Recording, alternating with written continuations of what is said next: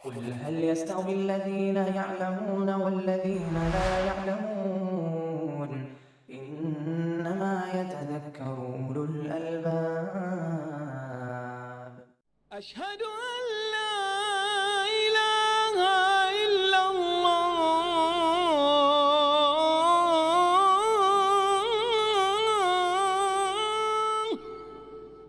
الحمد لله رب العالمين والصلاة والسلام على المبعوث رحمة للعالمين نبينا وإمامنا محمد وعلى آله وأصحابه ومن اهتدى بهديه إلى يوم الدين. أما بعد، فباب وجوب الطمأنينة في الركوع والسجود. کتاب الصلاۃ میں ہم صفت الصلاۃ النبی یا صفت الصلاۃ النبی سے گزر رہے تھے. اب چھوٹے چھوٹے باب ہیں لیکن ان سب کا تعلق بھی نماز کے طریقے ہی سے ہے. تو اس وقت جو باب ہمارے سامنے ہے وہ باب ہے وجوب الطمأنینہ، اطمینان کے واجب ہونے کا بیان رکوع اور سجدہ میں. یعنی رکوع اور سجدہ میں اطمینان کرنا، اطمینان سے رکوع کرنا کہ ہر ہڈی اپنے جوڑ پر سیدھی ہو جائے رکوع کے اندر اور سجدے کے اندر. اسی طریقے سے رکوع سے اٹھنے میں پیٹھ کی ہڈی سیدھی ہو جائے. دو سجدے کے درمیان بیٹھے کہ ریڑھ کی ہڈی پیٹھ کی ہڈی سیدھی ہو جائے، پاؤں ٹھیک سے مڑ جائے. اطمینان کے ساتھ، جس کو اعتدال کہتے ہیں، سکون کے ساتھ سجدہ کرنا، اطمینان سے سکون سے نماز کو ادا کرنا، یہ نماز کے اندر واجب ہے. اعتدال واجب ہے بلکہ فرض. اس باب کے تحت ایک حدیث لائے ہیں ابو ہریرہ رضی اللہ عنہ کی، بڑی عظیم الموقع روایت ہے، معانی بڑے عظیم ہیں. جو اطمینان سے رکوع اور سجدہ کرنے کے وجوب، اس کی فرضیت بلکہ اس کی رکنیت پر دلالت کرتے ہیں کہ اگر آدمی اس کو چھوڑ دے تو نماز اس کی باطل ہو جائے گی، فاسد ہو جائے گی. یہ جو حدیث اس کے اندر بیان کی گئی ہے، جس میں ایک شخص کا ذکر ہے کہ اس نے 2-3 مرتبہ نبی صلی اللہ علیہ وسلم کے پلٹانے پر بار بار نماز پڑھی اور ہر مرتبہ آپ یہی کہتے رہے کہ ارجع فصل فإنک لم تصل، جاؤ پلٹو پھر نماز پڑھو، تم نے نماز نہیں پڑھی، تمہاری نماز صحیح نہیں ہوئی، فاسد طریقے پر نماز پڑھی. اس کا مطلب یہ ہے کہ اعتدال کرنا نماز کے اندر، رکوع اور سجدے کو اطمینان سے بجا لانا، رکوع اور سجدے کے بعد قیام اور سجدے کے بعد جلوس اطمینان سے کرنا، ہر ہڈی ہر مفصل ہر جوڑ اپنی جگہ پر ٹھیک بیٹھ جائے، یہ بالکل واجب اور فرض ہے. اس حدیث کو حدیث المسیء فی الصلاۃ کے نام سے جانا جاتا ہے، اس شخص کی حدیث جس نے نماز غلط طریقے سے پڑھی تھی. بہرحال نماز اطمینان کے ساتھ خشوع و خضوع کے ساتھ پڑھنے کا نام ہے، نہ کہ مرغے کی ٹھونگ مار رہے ہیں، کوے کی چوچ مار رہے ہیں. رکوع سے اٹھے، ابھی رکوع سے قریب ہی تھے کہ سجدے میں گر گئے، ابھی سجدے سے اٹھے سیٹ سے بیٹھے بھی نہیں کہ پھر دوسرا سجدہ کر لیا. ایسی نماز نہیں ہوتی، باطل ہوتی ہے. اور یہی اس شخص نے کیا. راوی کا نام مبہم ہے، کوئی بھی شخص رہا ہو، خلاد بن رافع رہے ہوں یا کوئی بھی شخص رہے ہوں، نام سے مطلب نہیں ہے. جو حدیث کے اندر ہدایت ہے وہ دیکھیے. ابو ہریرہ رضی اللہ عنہ فرماتے ہیں کہ نبی کریم صلی اللہ علیہ وسلم مسجد میں داخل ہوئے. اکثر اوقات نبی صلی اللہ علیہ وسلم مسجد میں ہی تشریف فرما ہوتے تاکہ لوگوں کو دین کی تعلیم دے سکے، لوگوں کو نیکی کی طرف، خیر کی طرف، دین کی طرف رہنمائی ان کی کر سکے. پھر جب ضرورت ہوتی تو گھر جاتے، گھر کے کام کاج میں ہاتھ بٹاتے. کہیں باہر جانا ہوتا، بازار جانا ہوتا، کسی سے ملنا ہوتا تو پھر تشریف لے جاتے. لیکن اکثر اوقات یا مختلف اوقات میں آپ مسجد کے اندر ہی تشریف فرما ہوتے اور ہر آنے والے کو دیکھتے اور اس کے عمل کو بھی بغور دیکھتے. فرماتے ہیں حضرت ابو ہریرہ رضی اللہ عنہ سے روایت ہے کہ نبی صلی اللہ علیہ وسلم مسجد میں داخل ہوئے. المسجد جب مطلق کہا جائے کہ نبی صلی اللہ علیہ وسلم مدینہ میں مسجد میں داخل ہوئے تو جو مسجد ذہن میں ہے ہمارے وہ مسجد نبی صلی اللہ علیہ وسلم، مسجد مدینہ، ورنہ کہا جائے گا مسجد قباء، مسجد بنی فلاں، مسجد بنی فلاں. لیکن اگر کہا جائے گا دخل تو فی مسجد المدینہ، دخل تو مسجد المدینہ، تو مطلب مسجد نبی ہی ہوگی. یہی مسجد الف لام جو ہے یہ عہد ذہنی کا ہے، یہی مسجد ذہن میں ہے کہ المسجد اگر آئے مطلق آئے تو مسجد مدینہ، مسجد نبی مراد ہے. اور دوسری مسجدوں کو محلے کی طرف یا قبیلے کی طرف یا جس شخص کے نام سے وہ موصوف ہے اس کی طرف اس کی نسبت کی جاتی ہے. تو نبی صلی اللہ علیہ وسلم مسجد میں داخل ہوئے، مراد مسجد نبی میں داخل. فدخل رجل، آپ صلی اللہ علیہ وسلم کے داخلے کے بعد ایک شخص داخل ہوا، مسجد میں داخل ہوا. فصلى، اور اس نے نماز پڑھی. اب یہ نماز یا تو واجب نماز رہی ہوگی اس کے ذمہ، جماعت چھوٹ گئی ہوگی تو بعد میں آ کر کے وہ اپنی نماز فرض پڑھ رہا ہوگا، یا ممکن ہے کہ تحیت المسجد رہی ہوگی جس کا کوئی وقت نہیں ہے، کسی بھی وقت میں آئیے مسجد میں بیٹھنے سے پہلے 2 رکعت نماز پڑھنا تاکیدی سنت ہے. بس کے بعد علماء نے تو واجب تک کر ڈالا ہے، چاہے وہ کوئی بھی وقت ہو، سورج کے طلوع و غروب کا وقت ہو یا عصر کے بعد اور مغرب کے بعد کا وقت ہو جس میں سنت منع ہے. لیکن وہ سب مطلق سنتوں کے لیے، جس سنت کا سبب ہو، دلیل ہو، وہ پڑھنی جائز ہے. چنانچہ حدیث ہے کہ اذا دخل احدکم المسجد، جب بھی تم میں کا کوئی مسجد میں داخل ہو، فلا یجلس حتی یصلی رکعتین، تو نہ بیٹھے جب تک کہ 2 رکعت نہ پڑھ لے. جو بھی نماز رہی ہو بہرحال اس نے نماز پڑھی. ثم جاء، نماز پڑھنے کے بعد وہ آیا. اس کا مطلب ہے کہ مسجد میں داخل ہونے والے کو چاہیے کہ بیٹھنے سے پہلے یا کسی مجلس کو اٹینڈ کرنے سے پہلے مسجد میں نماز پڑھے.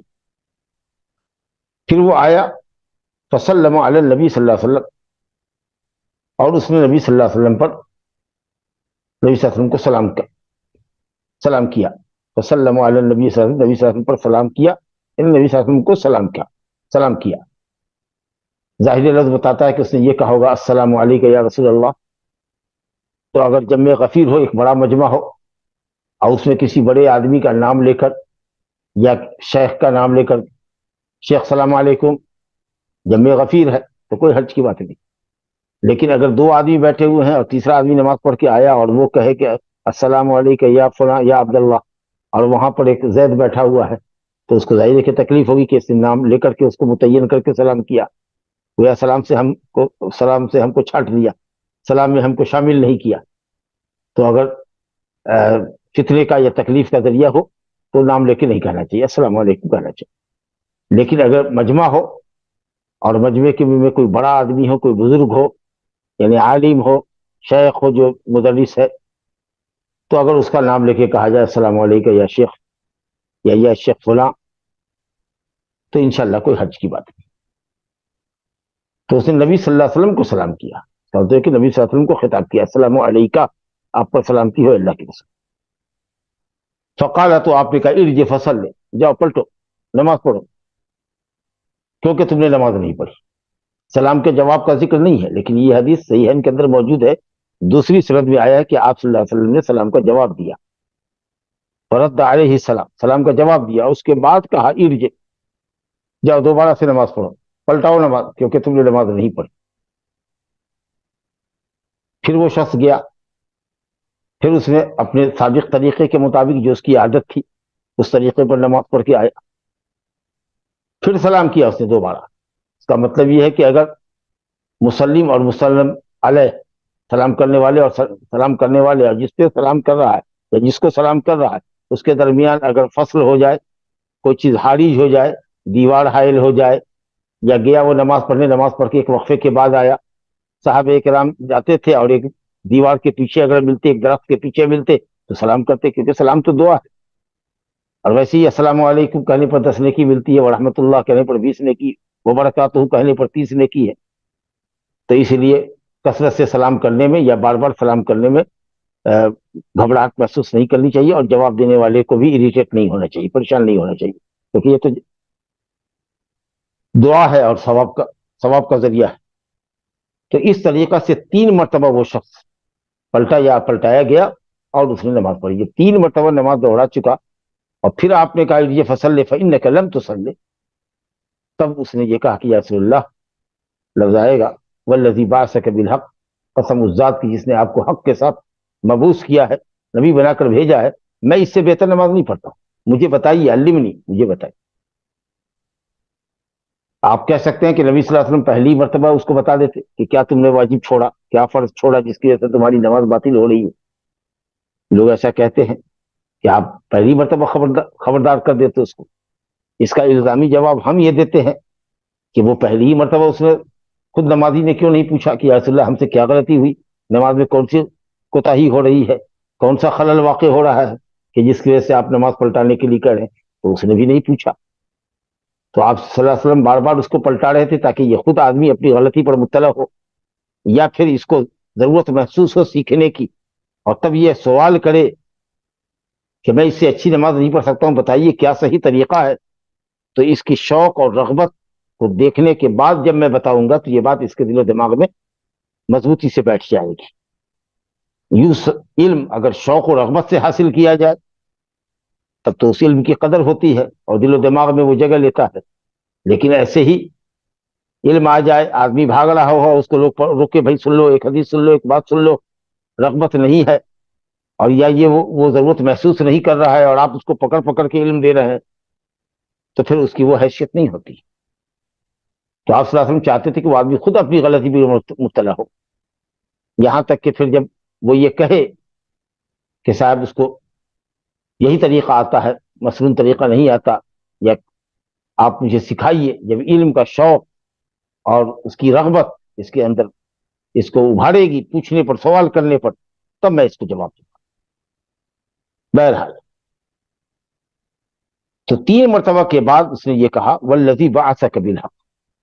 صحابی بہرحال صحابی ہے، فقیہ ہوتے تھے، ذہین ہوتے تھے، چاہے کوئی مسئلہ معلوم رہا ہو یا نہ معلوم رہا ہو، کوئی خاص مسئلہ، لیکن اس نے یہ کہا قسم اس ذات کی، یعنی اللہ کی، جس نے آپ کو حق کے ساتھ بھیجا، یعنی آپ رسول برحق ہیں، میں اس بات پر ایمان رکھتا ہوں کہ آپ سچے رسول، حق رسول ہے۔ حق کی ضد ہوتی ہے باطل، یعنی آپ حق لے کر کے آئے۔ آپ کی شریعت میں جن باتوں کی خبریں دی گئی ہیں، جن باتوں کی خبریں ہیں، وہ سب کی سب صداقت پر مبنی ہے، اور جو بھی احکام ہے وہ عدل پر مبنی ہے۔ اور یہ کہنا کہ آپ حق کے ساتھ مبعوث کیے گئے ہیں، یعنی جو آپ فرمائیں گے وہ حق فرمائیں گے، اور جب ایک آدمی یہ سمجھے کہ سامنے والا جو مجھ کو کہہ رہا ہے وہ بالکل حق اور صحیح کہہ رہا ہے، تو پھر ماننے میں کوئی دریغ نہیں ہوگا، اس کو کوئی جھجک نہیں ہوگی۔ تو کتنی ذہانت کا ثبوت اس نے دیا ہے اس جملے کے اندر، آپ غور کیجیے۔ والذی بعثک بالحق، واللہ بھی کہہ سکتا تھا، اللہ کی قسم میں اس سے اچھا نہیں پڑھ سکتا، لیکن کہا والذی بعثک بالحق، اس اللہ کی قسم، اس ذات کی قسم جس نے آپ کو حق کے ساتھ مبعوث کیا ہے، رسول بنا کر بھیجا ہے، لا احسن غیرہ، میں نے جو نماز پڑھی ہے اس سے بہتر میں نہیں پڑھتا ہوں، فعلمنی، مجھے سکھائیے۔ جب اس نے یہ رغبت ظاہر کر دی مجھے سکھائیے، اور سیکھنے کے لیے وہ آدمی ہمتن شوق بیٹھا آپ کے سامنے پوری توجہ کے ساتھ، تب آپ نے اس کو سکھایا۔ اس میں جو بنیادی غلطی اس سے ہو رہی تھی وہ یہ ہے کہ رکوع اور سجدہ اطمینان سے نہیں کر رہا، جھکا نہیں کہ اٹھ گیا، اور اٹھا نہیں کہ پھر سجدے میں جھک گیا، اور سجدہ میں ٹھیک سے جھکا بھی نہیں، عادت درست طریقے سے سجدے میں پڑے نہیں کہ وہ سجدے سے اٹھ گیا، ابھی اٹھ کے بیٹھا بھی نہیں تھا، ابھی سجدے سے قریب ہی تھا کہ دوسرا سجدہ کر لیا، جو بہت سے لوگوں کا طریقہ ہے، جو نماز بے اعتدالی کے ساتھ، بے اطمینانی کے ساتھ پڑھتے۔ ہدانا اللہ وإیاہم، اللہ ہم سب کو ہدایت دے سنت کے مطابق نماز ادا کرنے کی۔ تو آپ صلی اللہ علیہ وسلم نے اس کو طریقہ بتایا، جب اس نے اب علم کا شوق ظاہر کیا تو آپ نے اس کو علم دیا، کہا کہ اذا قمت الی الصلاۃ فکبر، جب نماز کے لیے تم کھڑے ہو، یعنی جب نماز کا ارادہ کرو، فکبر، تو تکبیر کہو، اللہ اکبر کہو۔ پہلے بھی بات آ چکی ہے کہ اللہ اکبر تکبیر تحریمہ یہ رکن نماز، اگر کوئی بغیر اللہ اکبر کہے ہوئے نیت مار لے گا نماز نہیں ہوگی، نماز میں وہ شامل نہیں سمجھا جائے گا، اور اللہ اکبر ہی کہنا ہے، اللہ الاکبر، اللہ الکبیر، کوئی دوسرا لفظ نہیں، اللہ اکبر۔ پھر اس کے بعد آپ نے فرمایا ثم قرأ ما تيسر معك من القرآن، پھر پڑھو جو کچھ تم کو قرآن سے آسان۔ اب یہاں سے کسی نے دلیل پکڑ لی کہ سورہ فاتحہ کا پڑھنا فرض نہیں، قرآن مجید سے جہاں سے بھی جو یاد ہو، جو بھی سہولت ہو، آسان ہو، اس کو پڑھنا۔ حالانکہ جمہور امت، تمام محدثین اور فقہا میں امام مالک، امام شافعی، امام احمد کہتے ہیں کہ سورہ فاتحہ فرض ہے، بغیر اس کے نماز نہیں ہوگی۔ تب وما تیسر معک کا جو کہا کہ جو کچھ آسان ہو، یہ سورہ فاتحہ کے بعد قرآن میں بھی ہے، اقرأ ما تیسر، فقرأ ما تیسر معک من القرآن، اے نبی آپ کے لیے قرآن سے جو آسان ہو وہ پڑھیے۔ یہ تہجد کی میں رات کی نماز میں کہ اب آدھی رات، ایک تہائی رات، دو تہائی رات کی قید ہٹائی جاتی ہے، جتنا آپ کے لیے آسان ہو قرأت اتنا ہی پڑھیے۔ تو اسے سورہ فاتحہ کی نفی نہیں ہے۔ اور پھر یہ ہے کہ سورہ فاتحہ سے زیادہ آسان کیا چیز ہو سکتی ہے؟ سب سے آسان سورت جو آدمی کو یاد ہوتی ہے، ہر خاص و عام کو، ہر عالم اور جاہل کو سورہ فاتحہ الحمدللہ یاد ہوتی ہے۔ اور پھر ابو داؤد میں یہ جو روایت آئی ہے اس میں آپ صلی اللہ علیہ وسلم نے فرمایا ثم اقرأ بأم القرآن وما تیسر معک، پڑھو سورہ فاتحہ ام القرآن۔ ام القرآن سورہ فاتحہ کا نام ہے کہ قرآن مجید میں جتنے اہم اہم مضامین بیان کیے گئے ہیں الحمدللہ وہ سب خلاصے کے طور پر سورہ فاتحہ میں ذکر کیا گیا ہے، اسی یہ اصل قرآن ہے۔ تو حدیث میں موجود ہے، اس کے بعض طرق میں بعض سند کے اندر وضاحت ہے کہ سورہ فاتحہ پڑھو اور اس کے بعد جو آسان۔ لہذا یہ کہنا حنفیہ کا کہ مطلق قرأت جہاں سے آدمی پر آسان ہو اس کے لیے پڑھنا وہ تو فرض ہے، ہاں حدیث سے سورہ فاتحہ کا ثبوت ملتا ہے تو حدیث سے پڑھنا واجب ہے۔ ان کے یہاں فرض اور واجب میں فرق ہے، کہتے ہیں قرآن سے جو ثابت ہو وہ فرض اور حدیث سے جو ثابت ہو وہ واجب۔ اس کا مطلب یہ ہے کہ اگر کوئی شخص سورہ فاتحہ پر قادر بھی ہے پڑھنے پر اور وہ سورہ فاتحہ نہ پڑھ کر کے سورہ کوثر پڑھ لے، ان کے یہاں 3 چھوٹی آیت پڑھنا اور 1 بڑی آیت پڑھنا کافی ہوگا۔ ہم نے کہا کہ ما تیسر، جو آسان ہو، ما تو کلمہ عام ہے، جو آسان ہو، اس میں 3 آیت کہاں سے آپ لے آئے؟ کیا کسی حدیث میں 3 آیت کی قید ہے یا 1 بڑی آیت کی قید ہے؟ تو کچھ نہیں ہے، آپ عقلی دلیل دیتے ہیں کہ 3 چھوٹی آیت سے کم میں قرآن مجید کی فصاحت و بلاغت سمجھ میں نہیں آتی۔ قرآن مجید یقیناً فصاحت اور بلاغت کے اعلیٰ معیار پر ہے، ساری دنیا مل کر کے بھی ان سجین مل کر کے ایک صورت جیسی صورت بنا کر نہیں لا سکتے۔ تو کیا ہم بلاغت اور فصاحت کے لیے قرآن پڑھ رہے ہیں یا قرأت کر رہے ہیں؟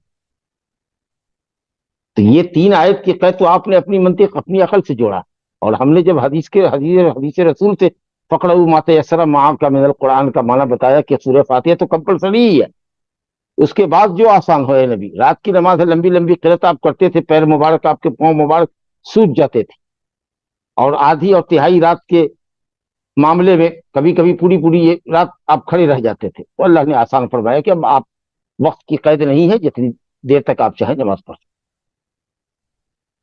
تو آپ زبردستی کا کہتے ہیں کہ صاحب قرآن سے جہاں سے ہو پڑھیں اور سورہ فاتحہ کے بغیر نماز ہو جائے گی، جبکہ ائمہ ثلاثہ مالکیہ، شافعیہ، حنابلہ اور جملہ محدثین کہتے ہیں بغیر سورہ فاتحہ کے نماز نہیں ہوگی۔ وہ مسئلہ قرأت کے باب میں آ رہا ہے۔ بہرحال اس حدیث سے یا قرآن مجید کی اس آیت سے جو سورہ مزمل میں اقرأ ما تیسر معک من القرآن، اس سے یہ سمجھنا کہ مطلق قرآن کہیں سے بھی پڑھا جائے نماز ہو جائے گی۔ سورہ فاتحہ پڑھنا واجب ہے، واجب کا تارک گنہگار ہوگا، نماز ناقص ہوگی لیکن ہو جائے گی، جبکہ صحیح ہے کہ سورہ فاتحہ کے بغیر نماز ہوگی۔ اس لیے یہ استدلال ان کا صحیح نہیں۔ اور پھر تو حدیث میں جیسا کہ میں نے کہا نا کہ سنن نبی داؤد کے اندر وضاحت ہے کہ آپ نے اس شخص کو جو مسیء صلاۃ تھا، غلط طریقے سے نماز پڑھ رہا تھا، جس کی آپ اصلاح فرما رہے ہیں، کہا کہ جب نماز کا ارادہ کرو تو تکبیر تحریمہ کہو اور اس کے بعد نماز میں سورہ فاتحہ پڑھو اور اس کے بعد جو سورت آسان ہو، جتنا آسان ہو وہ اس کو پڑھو۔ یہاں تو کلیئر ہو گیا کہ سورہ فاتحہ لازمی ہے۔ اس کے بعد فرما رہے ہیں ثم ارکع حتی تطمئن راکعا، پھر رکوع کرو، یعنی قیام کے بعد رکوع ہونا چاہیے۔ اس کا مطلب کہ ترتیب ارکان کے اندر ضروری ہے، کوئی رکوع پہلے کر لے اس کے بعد قیام کر لے، کوئی سجدہ کر لے رکوع سے پہلے، قیام کرے اور سجدے میں چلا جائے اور پھر اس کے بعد رکوع میں آئے۔ بھول چک کے بھی اگر ہو تو اس کو پھر پلٹنا پڑے گا، رکوع کرے گا، پھر سجدہ کرے گا، پھر اپنی نماز مکمل کرے گا اور سجدے سے ہو سلام کے بعد 2 سجدہ سہو کر کے پھر سلام کرے گا۔ ترتیب لازمی ہے۔ ثم ترتیب کے لیے آتا ہے، جب سورہ فاتحہ اور جو آسان تم کو ہو وہ پڑھ لو، ثم ارکع، پھر تم رکوع کرو، حتی تطمئن راکعا، یہاں تک کہ اطمینان کے ساتھ رکوع میں چلے جاؤ۔ اس طرح رکوع کرو کہ پیٹھ، کمر، گردن سب تمہاری سر ایک دم ایک لیول میں ہو جائے، اطمینان سے رکوع کرو۔ ثم ارفع، پھر اپنے سر کو اٹھاؤ، حتی تعتدل قائما، سیدھے کھڑے، دائیں مائل ہو کر ٹیڑھے ہو کر کے نہیں یا جھکے ہوئے نہیں، ایک دم سیدھے کہ تمہاری پیٹھ کی پوری ہڈی ایک دم سیدھی ہو جائے، اپنی اپنی جگہ پر ہڈیاں واپس آ جائیں، حتی تعتدل قائما، ایک دم سیدھے کھڑے ہو جائیں اطمینان کے ساتھ. ثم مسجد، پھر سجدے میں جاؤ، پھر سجدے میں جاؤ، حتی تطمئن ساجدا، یہاں تک کہ اطمینان سے سجدہ کرو. ثم ارفع، پھر اپنے سر کو اٹھاؤ سجدے سے، حتی تطمئن جالسا، یہاں تک کہ اطمینان کے ساتھ بیٹھو. یہ نہیں کہ ابھی سجدہ کر رہے ہیں اور آدھی پیٹھ جھکی ہوئی ہے سجدے ہی کی طرف کہ سجدے میں دوسرا سجدہ کر لیا. اطمینان سے بیٹھو. اور اسے دعا بھی ہے، مستحب ہے، اللہم اغفر لی وارحمنی واہدنی وعافنی واجبرنی وارزقنی، یا اللہم اغفر لی، اللہم اغفر، ربی اغفر لی، ربی اغفر لی.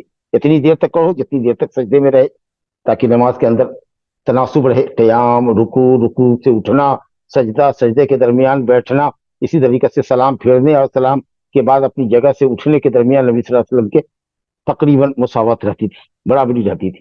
اگرچہ قیام، رکوع سے پہلے کا قیام اور تحیات اخیرہ لمبی ہوتی، جیسا کہ کل ہم نے پڑھا تھا گزشتہ درس میں.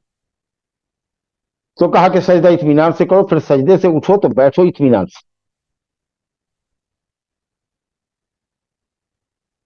وَفْعَلْ ذَلِكَ فِي صَلَاتِكَ كُلِّهَا، پھر دوسرا سجدہ کرو. اس کے بعد یہی کیفیت اپنی پوری نماز میں کرو، یعنی نماز کی بقیہ رکعتوں میں بھی کرو. ایک رکعت بتا دیا، ایسے ہی دوسری رکعت میں کرو. کیا کرنا ہے دوسری تمام رکعتوں کے اندر، تیسری چوتھی رکعت کے اندر؟ یعنی واجبات، جو واجبات ہیں، قیام، اس میں قرت، رکوع اس میں اطمینان، رکوع کے بعد اطمینان، قیام میں اعتدال کے ساتھ قیام، سجدے میں اطمینان، سجدے کے بعد بیٹھنے میں اطمینان، یہ سب اعتدال اور اطمینان اور سکون کے ساتھ نماز پڑھنا تمام رکعتوں میں واجب.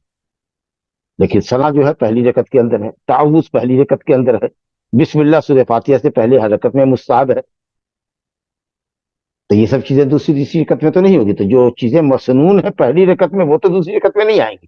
لیکن جو پہلی رکعت میں واجب یا فرض ہے یا رکن ہے، جیسے قیام ہے، قرات ہے سورہ فاتحہ کی، رکوع ہے، اس کے اندر اعتدال ہے، یہ سب جو فرض ہے وہ تمام رکعتوں کے اندر لازمی ہوگی. آپ نے کہا کہ ایسے ہی تمام نمازوں میں کرو.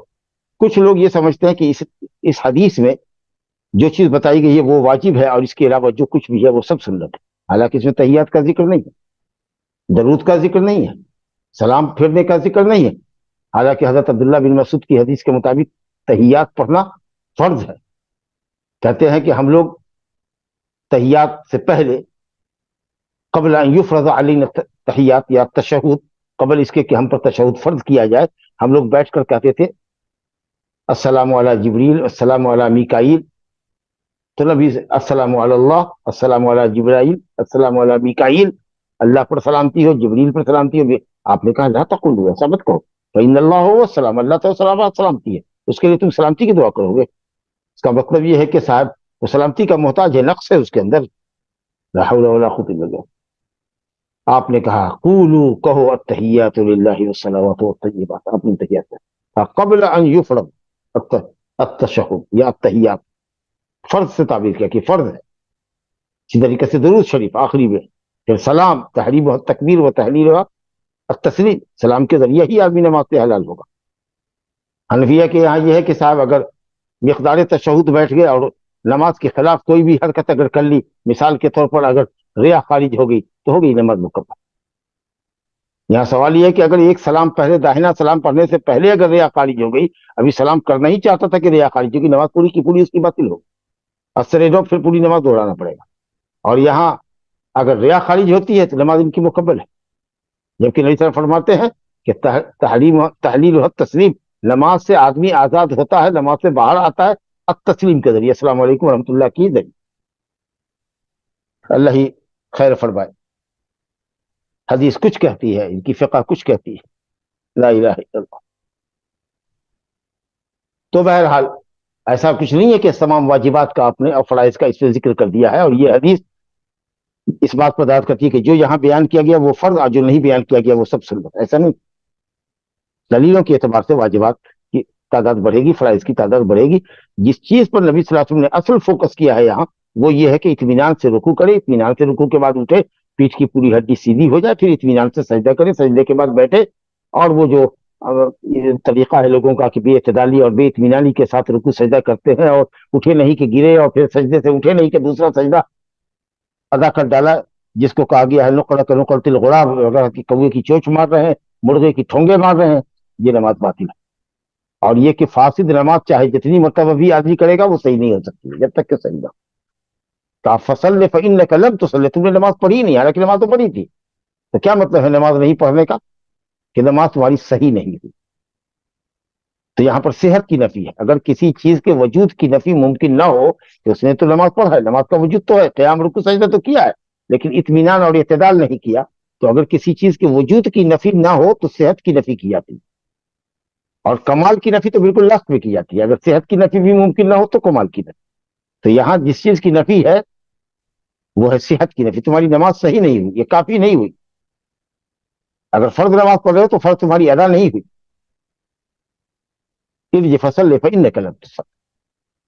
اگر ہم کہیں لا خالق الا اللہ، اللہ کے سوا کوئی خالق نہیں ہے، اس کا مطلب ہے کہ کائنات میں خالق موجود ہی نہیں. وہاں وجود کی نفی ہوگی کہ خالق اللہ سبحانہ تعالیٰ کے علاوہ کوئی خالق دنیا میں موجود ہی نہیں، عالم میں موجود ہی نہیں. وہاں وجود کی نفی ہوگی. یہاں نماز کی ظاہری شکل تو ہے، لیکن جو رکن چھوٹ رہا ہے، جو فرض اس کا چھوٹ رہا ہے، اس کی وجہ سے نماز شکلن تو پائی گئی لیکن نماز نہیں تم نے پڑھی. اس کا مطلب کہ تمہاری نماز صحیح نہیں، صحت کی نفی. یعنی نماز تمہاری فاسد ہوگی. اگر صحیح نہیں ہے تو کیا ہوگی؟ فاسد، باطل ہوگی. نماز دوہرایا آپ نے، اور تین تین مرتبہ دوہرایا، جب تک کہ اس نے پوچھا نہیں اور آپ نے بتایا.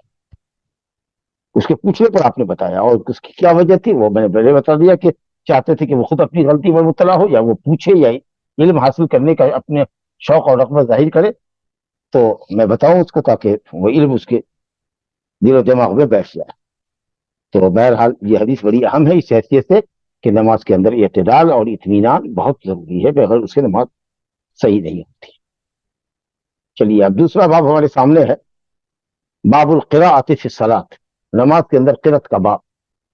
قرأت کا حکم کیا ہے، کس قرأت کا کیا حکم ہے، سورہ فاتحہ کا کیا حکم ہے، دوسری صورتوں کا کیا حکم ہے، مقدار کیا ہونی چاہیے، کس نماز میں کتنی مقدار ہونی چاہیے، کس صورت کو نبی صلی اللہ علیہ وسلم نے کس نماز میں پڑھا ہے، یا کتنی مقدار صورت کی ہونی چاہیے، آیات کی ہونی چاہیے. ان چیزوں کا بیان ہے. گویا کہ قرأت کی کیفیت، قرأت کی کمیت، تعداد اور قرأت کا حکم، یہ سب اس کے اندر داخل ہے. تو نماز کے اندر قرأت کا باب. اس میں پہلی حدیث لے کر آئے ہیں عبادہ بن صامت رضی اللہ عنہ سے روایت ان رسول اللہ صلی اللہ علیہ وسلم قال لا صلاة لمن لم يقرأ بفاتحة الكتاب. یقینا رسول اللہ صلی اللہ علیہ وسلم نے فرمایا لا صلاة لمن لم يقرأ بفاتحة، اس شخص کی نماز نہیں ہے جس نے سورہ فاتحہ نہیں پڑھی. لا صلاة، صلاۃ بھی نکرہ ہے، نکرہ عموم پر دلالت کرتا ہے، اور من بھی کلمہ عام ہے. کسی کی کوئی بھی نماز بغیر سورہ فاتحہ کے نہیں. کسی کی کوئی نماز. اب کسی کے اندر امام بھی داخل ہے، منفرد بھی داخل ہے، اور مقتدی بھی داخل ہے.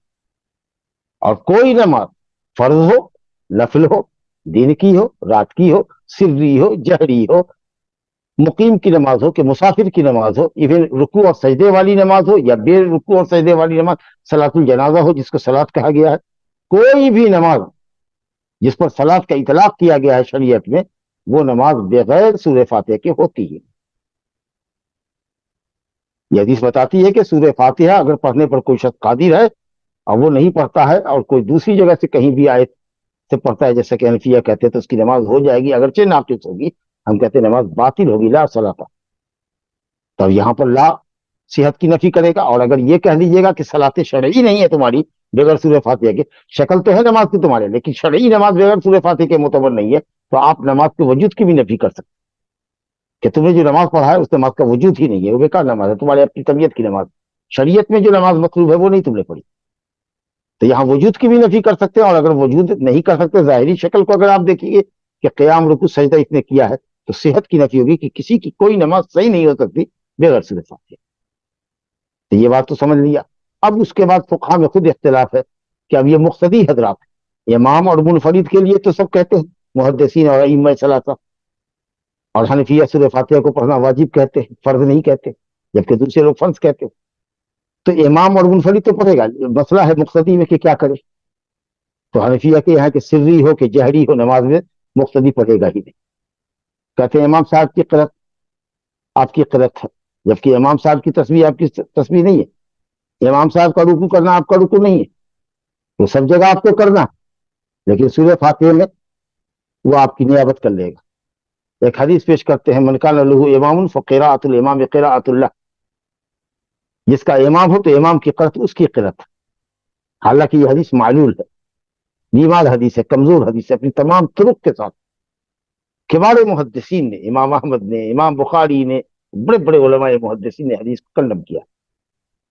اب علامہ البانی رحمۃ اللہ علیہ نے کثرت طرق کی وجہ سے اس حدیث کو حسن یا صحیح کہا، اس کو لے اڑے کہ دیکھو تمہارے البانی صاحب نے تو اس کو صحیح کہا۔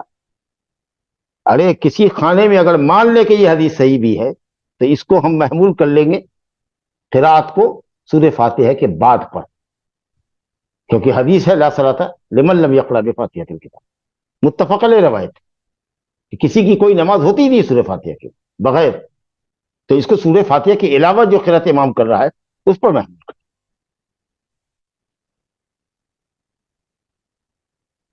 قراءۃ الامام اس کو محمول کرے گی، جمع بین الحدیث لکھے گی۔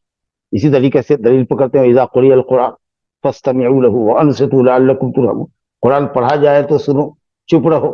اول تو پڑھا جائے تو جہری نماز میں پڑھے گا امام تو سنیں گے ہم، چپ رہیں گے۔ سری نماز میں کون امام پڑھ رہا ہے کہ سنا رہا ہے قرات کہ ہم کو سننے اور چپ رہنے کا آپ ہم سے مطالبہ کر رہے ہیں؟ دعویٰ تو عام کر رہے ہیں کہ جہری سری کہیں نہیں تم کو پڑھنا ہے، آیت لا رہے ہیں جہری کے لیے۔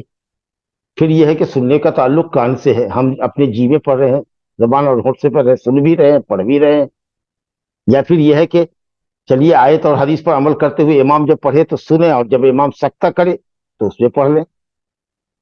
چلیے امام اگر لمبی ثنا پڑھ رہا ہے، اللہم باعد بینی و بین خطایا پڑھ رہا ہے، ہم نے سبحانک اللہم و بحمدک و تبارک اسمک و تعالی جدک ولا الہ غیرک اعوذ باللہ من الشیطان الرجیم بسم اللہ الرحمن الرحیم، سورہ فاتحہ ہم نے پڑھ دیا امام کی قرات جہریہ سے پہلے۔ یا کچھ حصہ پڑھا، ایک دو آیت بچی تھی تو پھر امام نے ولدالین آمین کہا، اس کے ساتھ آمین کہا، پھر اس کے بعد جو سکتہ اس نے کیا تو اس میں پڑھ لیا، اور بہرحال کسی حال میں نہیں چھوڑنا۔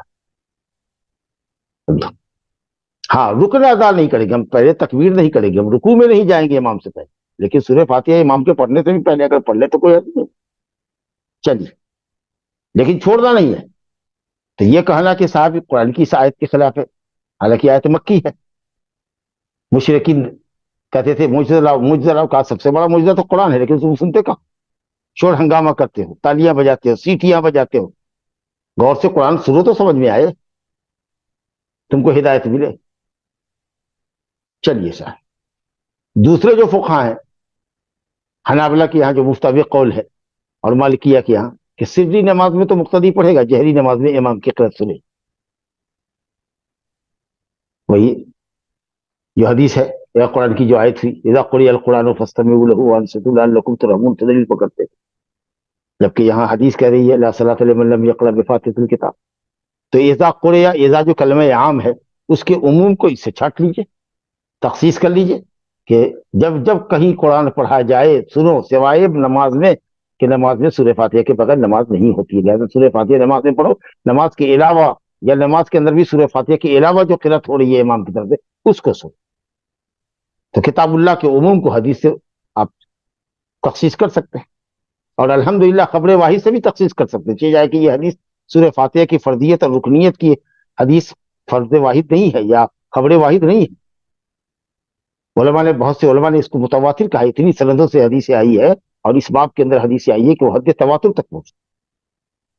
بہرحال امام شافعی رحمۃ اللہ علیہ اور جملہ محدثین کہتے ہیں کہ اور اہل الحدیث کے بغیر سورہ فاتحہ کے کبھی نماز نہیں، حتیٰ کہ اگر امام سکتہ نہ کرے اور ایک سانس میں پڑھنے والا ہو، اور خاص کر جب اس کو چیڑ ہو کہ کوئی اہل حدیث پیچھے ہے، چلو ایسی جلدی کرتے ہیں کہ اس کو سورہ فاتحہ پڑھنے کا موقع ہی نہیں دیں گے، تو الحمدللہ پھر بھی ہم اس کے ساتھ ہی پڑھیں گے، سنیں گے اس کی قرات کو کان سے، پڑھنا منہ سے ہے، سننا کان سے، اور جہری تھوڑے پڑھنا ہے، اپنے جی میں پڑھنا ہے، کیونکہ حدیث ہے۔ تو عبادہ بن صامت رضی اللہ عنہ کی حدیث ہے کہ آپ نے جہری نماز پڑھی، لوگوں نے بھی آپ کے پیچھے جہری قرات کی، تو آپ نے کہا کہ تم میں سے کوئی قرآن جہری پڑھتا ہے کیا؟ کہا یا رسول اللہ، کہا تو جبھی تو کہتا ہوں کہ مالی ہونا قرآن، یہ قرآن سے کھینچاتا نہیں ہماری کیوں ہوتی ہے؟ آیت کو پکڑنا چاہتا ہوں لیکن وہ پکڑاتی نہیں ہے، کیونکہ آواز کی گھن گرج کے اندر اور گونج کے اندر میں پڑھنے پر کمفرٹ نہیں ہوتا ہوں۔ دیکھو اگر میں جہری قرأت کروں تو تم لوگ جہری قرأت مت کرو، الا بام القرآن، سوائے سورہ فاتحہ کی، یعنی اس کو بھی جی میں پڑھو، آواز سے نہ پڑھو تاکہ ہم سے آواز ٹکرائے نہیں۔ تو موجود ہے حدیث کہ جہری میں بھی نبی صلی اللہ علیہ وسلم نے سورہ فاتحہ پڑھنے کا حکم دیا، اس لیے راجح قول بلا شبہ امام شافعی کا، اہل الحدیث کا ہے کہ بغیر سورہ فاتحہ کے کبھی کسی کی کوئی نماز نہیں ہوتی، وباللہ التوفیق۔ باقی اور مطولات اور تفاصیل جاننے کے لیے کتب مطولات کا مطالعہ کریں۔ چلیے بھائی، سورہ فاتحہ ہو گیا، یہ بڑا اہم تھا مسئلہ۔ تو اس کی قرأت جو ہے یہ فرض ہے، رکن ہے، بغیر اس کے نماز ہی نہیں ہوئی، اس لیے اس کو صلاۃ کہا گیا۔ قسمت الصلاۃ بینی و بین عبدی نصفین، حدیث قدسی ہے کہ میں نے نماز کو اپنے اور اپنے بندے کے درمیان آدھا آدھا بانٹا، اور نبی صلی اللہ علیہ وسلم نے اس کی تفصیل سورہ فاتحہ سے کی کہ 3 آیت میں اللہ تعالیٰ کی تعریف ہے، 3 آیت میں بندہ اللہ سے دعا کرتا ہے اپنے لیے اہدنا الصراط المستقیم سے، اور شروع کی 3 آیت میں جو چوتھی آیت ہے ایاک نعبد و ایاک نستعین، اس میں عبادت کا مستحق اللہ ہے اور استعانت کے محتاج ہم ہیں۔ تو پہلا جز اللہ تعالیٰ کا حق ہے اور دوسرا جز بندے کی ضرورت ہے، اور اس کے بعد اہدنا الصراط المستقیم سے آخر تک جو 3 آیتیں ہیں وہ دعا ہے، ھذا لعبدی ولعبدی ما سأل، یہ بندے کے لیے ہے اور میرا بندہ جو سوال کرتا ہے سورہ فاتحہ میں اس کو وہ سوال اس کا پورا کرتا ہوں۔ چلیے صاحب، دوسری حدیث دیکھیے، ابو قتادہ انصاری رضی اللہ عنہ سے ہے، قال فرماتے ہیں کان رسول اللہ صلی اللہ علیہ وسلم یقرأ فی الرکعتین الاولیین من صلاۃ الظہر بفاتحۃ الکتاب وسورتین، رسول اللہ صلی اللہ علیہ وسلم کانا جب فعل مضارع پر داخل ہو تو غالباً دوام پر دلالت کرتا ہے۔ نبی صلی اللہ علیہ وسلم شروع کی 2 رکعتوں میں، پہلی 2 رکعتوں میں، ظہر کی نماز میں پہلی 2 رکعتوں میں سورہ فاتحہ اور 2 سورت پڑھتے تھے۔ سورہ فاتحہ کے علاوہ 2 سورت، یعنی پہلی رکعت میں 1 سورت، دوسری رکعت میں دوسری سورت، یعنی کہ 2 سورت 1 رکعت۔ اس کا مطلب یہ ہوا کہ کوئی سورت پڑھنی چاہیے۔ اگر کسی کو 15 آیت کی مثال کے طور پر 15 آیت پڑھنا ہے تو بجائے اس کے کہ سورہ بقرہ کے بیچ سے کہیں سے ہم 15 آیت لے لیں جیسا کہ عام لوگوں کا طریقہ ہے، بہتر یہ ہے کہ 12 آیت، 15 آیت، 18 آیت، 20 آیت کی کوئی سورت ہم لے لیں جو ہم کو تیسرے پارے سے مل جاتی ہے الحمدللہ۔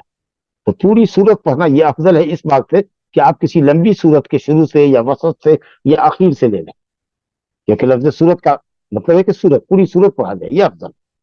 لیکن اکثر ائمہ کا حال یہ ہے کہ صاحب بیچ سے، اخیر سے، مغرب کا ہو کی نماز ہو، عشاء کی نماز ہو، حتیٰ کہ پھر فجر کی نماز ہو، جس میں نبی صلی اللہ علیہ وسلم طوال مفصل سے پڑھا کرتے تھے، سورہ قاف سے لے کر کے 29واں پارہ سورہ مرسلات تک کو طوال مفصل کہتے ہیں، اس سے پڑھا کرتے تھے۔ یہاں سے نہیں پڑھیں گے، سورہ بقرہ سے 8 آیت پڑھ لیں گے، سورہ اعراف سے 10-15 آیت پڑھ لیں گے۔ ارے اللہ کے بندے، 10-15 آیت کی صورت ہے نا آپ کے پاس، 20-25 آیت، 30 آیت کی صورت ہے آپ کے پاس، اور نبی صلی اللہ علیہ وسلم عادتاً پڑھتے تھے طوال مفصل سے، آپ اس صورت سے کیوں نہیں آپ کر رہے؟ یہ صورت ہے، صورت پڑھو۔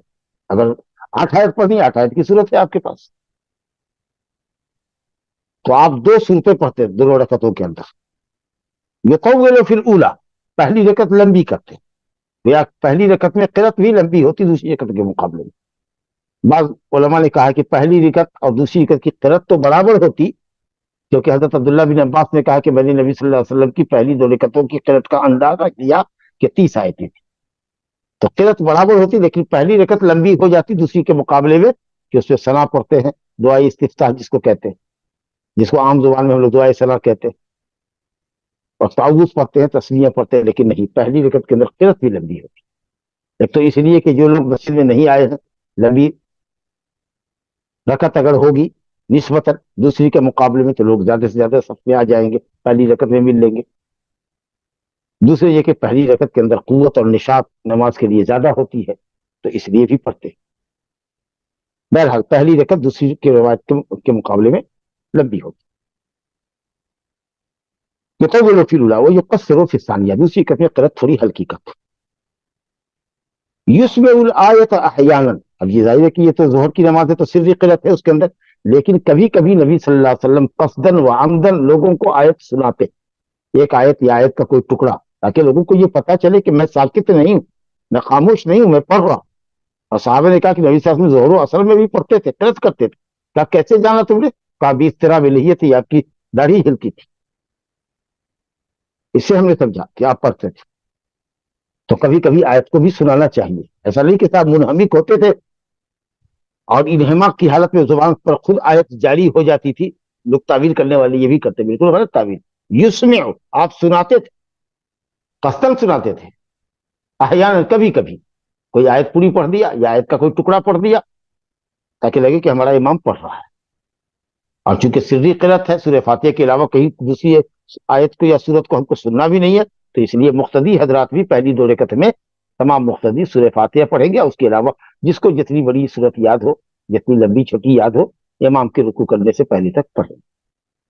لیکن آخر کی 2 جو رکعتیں ہیں اس کے اندر صرف سورہ فاتحہ پڑھتے. لیکن یہی حضرت ابن عباس کی روایت کہ 30 آیت کے اندازے سے پہلے پڑھتے, پہلی آیت میں صحیح ہے کہ وہ بھی روایت ہے, اور آخری 2 آیتوں میں اس کا نصف پڑھتے گویا 15 آیت ایک اندازے سے کہہ رہے ہیں, اور سورہ فاتحہ تو 7 ہی آیت ہے. تو اس لیے ظہر کی نماز میں آخری 2 رکعتوں کے اندر بھی اگر کوئی چاہے 6-7 آیت کے برابر کی صورت پڑھنا تو پڑھ سکتا ہے. لیکن عادتاً عام صلی اللہ علیہ وسلم پہلی 2 رکعتوں کے اندر ہی صورت ملاتے. یسمعون الآیۃ احیانا. اسی طریقے سے وکان یقرأ فی العصر, نبی صلی اللہ علیہ وسلم عصر کی نماز میں بھی سری قرات کرتے.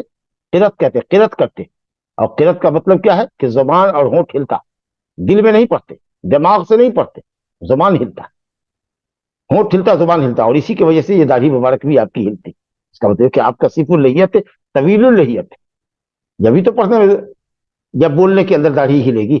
اگر داڑھی گال سے لگی ہوتی, ٹھڈی سے چپکی ہوتی, جیسا کہ لوگوں کا طریقہ ہے کہ لگتا ہے کہ 1 ہفتہ سے شیو نہیں کیے ہوئے ہیں اس لیے بس وہ داڑھی ہے, وہ داڑھی نہیں ہے آپ کی. تو اصل میں نبی صلی اللہ علیہ وسلم سورہ فاتحہ پڑھتے. فاتحۃ الکتاب, فاتحۃ الکتاب کیوں کہتے ہیں اس کو؟ کیونکہ پہلی وہ سورت ہے جو سب سے پہلے اتری. حالانکہ ابتدائی آیات جو قرآن کی سب سے پہلے اترنے والی ہے وہ سورہ الگ کی ابتدائی 5 آیات ہے, لیکن مکمل سورت جو سب سے پہلے اتری ہے وہ سورہ فاتحہ ہے. اس لیے قرآن کی آغاز کی سورت کہا جاتا ہے. اسی کو ام القرآن بھی کہتے ہیں, اسی کو سورۃ الرقیہ بھی کہتے ہیں, کئی نام ہیں اس کے. اسی کو سبع مثانی والقرآن العظیم بھی کہتے ہیں. اسی کو اعظم و سورۃ فی کتاب اللہ, سب سے بڑی سورت ہے قرآن مجید میں, سب سے بڑی یعنی معنی کے اعتبار سے. بہرحال عصر کی نماز میں بھی نبی صلی اللہ علیہ وسلم سورہ فاتحہ اور 2 سورت پڑھتے. پہلی رکعت میں قرات تھوڑی لمبی ہوتی دوسری کے مقابلے میں.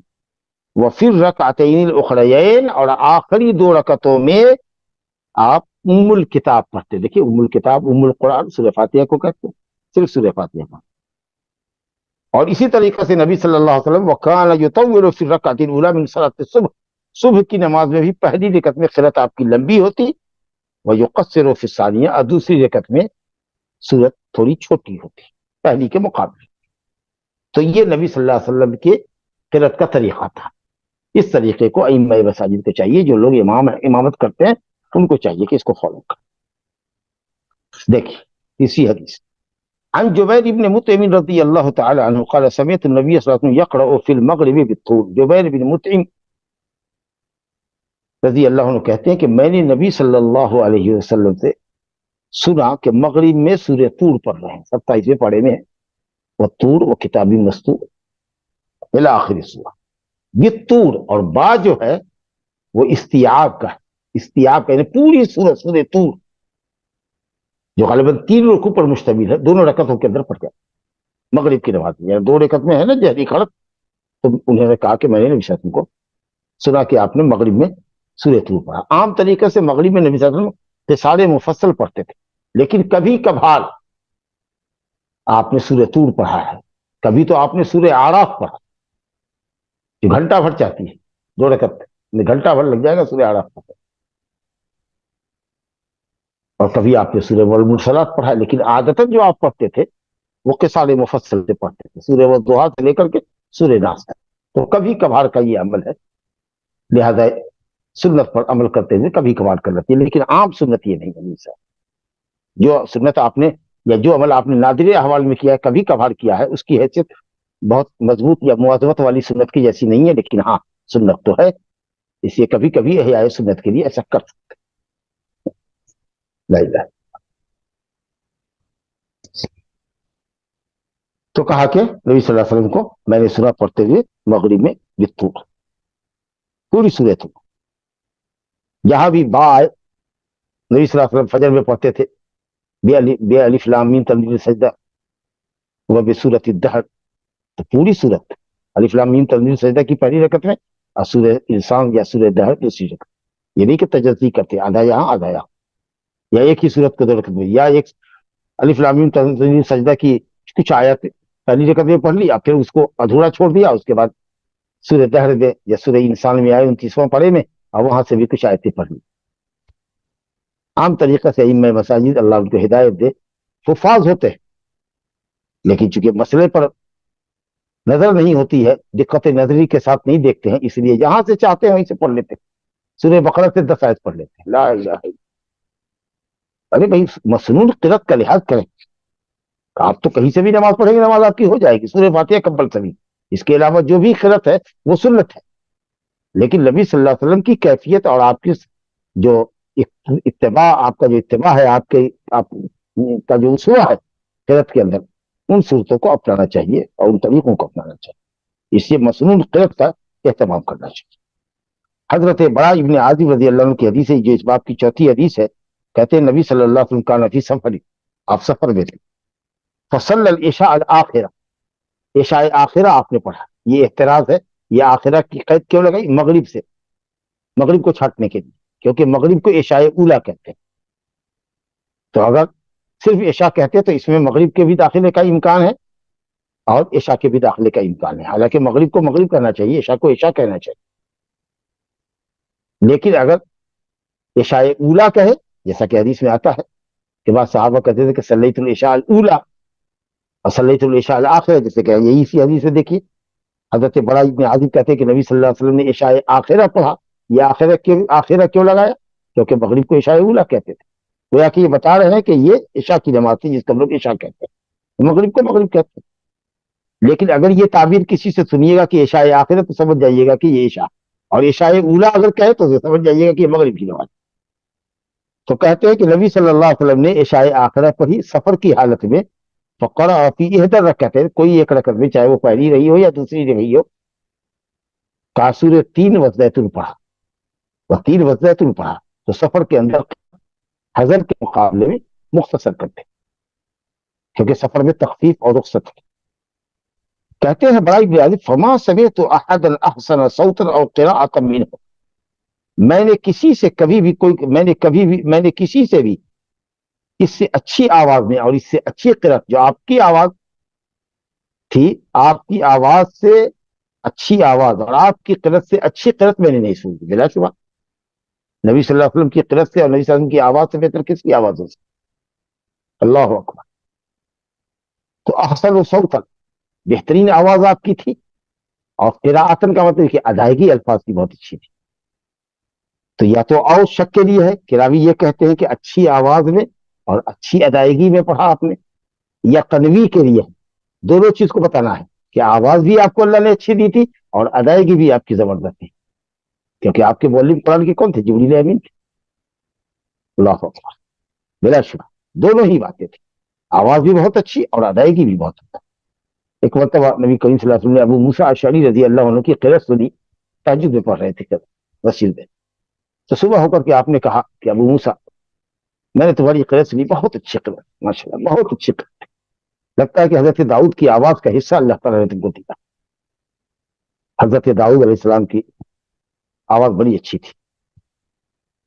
तो कहा या रसूलल्लाह, अगर मुझे समझ में आता कि आप मेरी क़िराअत सुन रहे हैं और आपके होने का मुझे एहसास होता कि आप हमारी समझ से, तो लक़द हब्बत तहबीरन, तो मैं और अच्छी आवाज में सुनता था कि आपकी रग़बत सुनने में बढ़ती। तो मालूम हुआ कि अगर किसी कारी की क़िराअत अच्छी हो और लोग उसके पीछे आता हो कि साहब ये अच्छी आवाज में पढ़ता है, हुस्न सौत है, हुस्न अदा है, इत्क़ान है, पुख्तगी है, तो आदमी आवाज को और भी अच्छी कर सकता है। ये रियाकारी नहीं है। रियाकारी अलग होती है कि लोग मुझे कहे कि बड़ा अच्छा कारी है, नहीं, बल्कि हम ये समझ रहे हैं कि लोग आते हैं और अच्छी आवाज के शौकीन हैं और वो लज्जत हासिल करते हैं और उनकी रग़बत होती है नमाज में हमारे पीछे, और क़िराअत सुनना अच्छा लगता है उनको, तो आदमी आवाज को अच्छी करके पढ़े इंशाअल्लाह।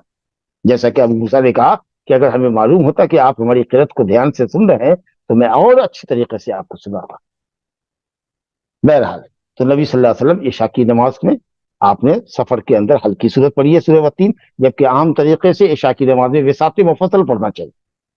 विसात मुफस्सल यानी सूरह नबा से लेकर के سورہ نبا سے لے کر کے سورہ والضحیٰ تک یہ ہے وساط مفصل، اور سورہ والضحیٰ سے لے کر سورہ ناس تک یہ قصار مفصل۔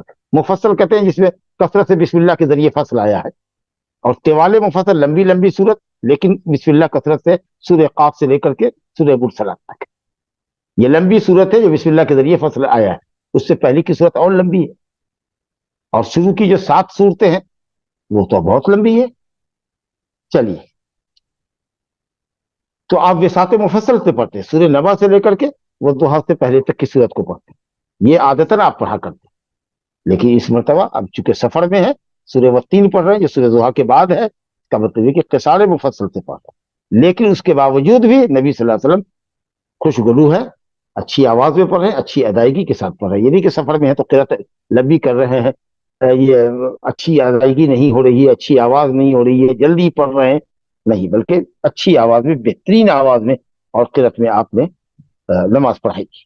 تو چلیے، یہ ہے کہ صاحب قاری کو خوشگلو ہونا چاہیے، اچھی آواز ہو اور قرأت اچھی ہو، ادائیگی اچھی ہو، اور تجوید وغیرہ کے قواعد کی رعایت کر کے اگر پڑھتا ہو تو اور بھی اچھی بات۔ آگے دیکھیے، حدیث 5ویں حدیث اس باب کی، عائشہ رضی اللہ عنہ کہتی ہے کہ ان رسول اللہ صلی اللہ علیہ وسلم بعث رجلا علی سریۃ، نبی صلی اللہ علیہ وسلم نے ایک شخص کو امیر بنا کر کے سریہ پر بھیجا۔ سریہ چھوٹی ٹکڑی کو کہتے ہیں، لشکر کا چھوٹا جتھا جو کسی محاذ پر بھیجا جاتا ہے، عام طریقہ سے 300 یا 400 سے کی تعداد کے اندر کی جماعت ہوتی ہے، اور 400 سے زیادہ جو ہوتا ہے وہ جیش کہلاتا ہے، لشکر۔ تو چھوٹی ٹکڑی کو کہتے ہیں سریہ، اور عام طریقہ سے وہ سری طور پر نکلتی ہے، سمت سفر معلوم نہیں ہوتا لوگوں کو، چپکے سے نکلتے ہیں کہ کدھر جا رہے ہیں پتہ نہیں۔ تو ایک شخص جو امیر ہوتا تھا وہی امام بھی ہوتا تھا، جو مسلمانوں کا حکمراں ہوتا تھا وہ امامت بھی کرتا تھا، جی اسی طریقہ سے اگر قائد لشکر ہے تو وہی امامت بھی کرتا تھا۔ تو الحمدللہ ان کے اندر جو امارت ہوتی تھی تو وہ سیاست بھی جانتے تھے اور کمانڈنگ بھی کرتے تھے، اور ماشاءاللہ عالم اور حافظ اور قاری بھی اچھے ہوتے تھے۔ تو بہرحال ایک شخص کو آپ نے اس سریہ کا امیر بنایا، قائد لشکر بنایا، امیر لشکر بنایا۔ وہ شخص اپنے اصحاب کو جب نماز پڑھاتا تو جہاں جہاں جہری قرأت ہوتی، مغرب عشاء فجر وغیرہ میں، تو کوئی بھی سورت پڑھے اللہ کا بندہ، الحمد شریف کے بعد کوئی بھی سورت پڑھے، لیکن اپنی قرأت کو ختم کرتا تھا قل هو اللہ پر، سورہ اخلاص کے اوپر۔ اور یہ طریقہ لوگوں کو پتہ نہیں تھا، یا لوگ نہیں جانتے تھے، کیونکہ نبی صلی اللہ علیہ وسلم سے انہوں نے کبھی اس طرح سے سنا نہیں تھا۔ تو یہ جو طریقہ انہوں نے دیکھا، یہ نیا طریقہ ان کے لیے پہلے سے معلوم طریقہ نہیں تھا، یا اس سے وہ مانوس نہیں تھے۔ تو جب لوٹ کر کے آئے تو انہوں نے اس کا ذکر نبی صلی اللہ علیہ وسلم سے کیا کہ ہمارا جو امیر لشکر تھا وہ اپنی نمازوں کے اندر اپنی قرأت کو ختم کرتا تھا، دونوں رکعتوں میں، مغرب کی، عشاء کی اور فجر کی پہلی 2 رکعتوں میں، جسے جہری قرأت ہوتی ہے، اپنی قرأت کو یہ بندہ ختم کرتا ہے کس پر؟ سورہ اخلاص پر، قل هو اللہ۔ تو آپ نے فرمایا کہ سلو ہو، اس سے پوچھو، یہ شعین سنا ذالک کا، کیوں وہ شخص ایسا کرتا ہے، یا کیوں اس نے ایسا کیا، سبب جانو۔ ہو سکتا ہے آپ مشغول رہے ہوں، بلائے نہ ہو، یا ہو سکتا ہے کہ یہ سمجھاؤ کہ بلا کر کے اگر خود پوچھیں گے تو شرما جائے گا، تو اس لیے کسی کو وکیل بنایا یا کہنے والوں ہی کو بنایا کہ پوچھو کہ آخر وہ کیوں ایسا کرتا ہے۔ تو جب پوچھا لوگوں نے اس سے تو اس نے کہا لأنها صفۃ الرحمن عز وجل، کہتا ہے سورہ اخلاص اس لیے میں پڑھتا ہوں ہر سورت کے آخر میں یا قرأت کے آخر میں، اور اسی پر قرأت ختم کرتا ہوں کہ اس میں اللہ رحمان سبحانہ و تعالیٰ کی صفات کا بیان ہے، گویا اسماء و صفات پر مشتمل یہ سورت ہے، اسی معنی کے اعتبار سے اس کو کہا گیا سورۃ القرآن،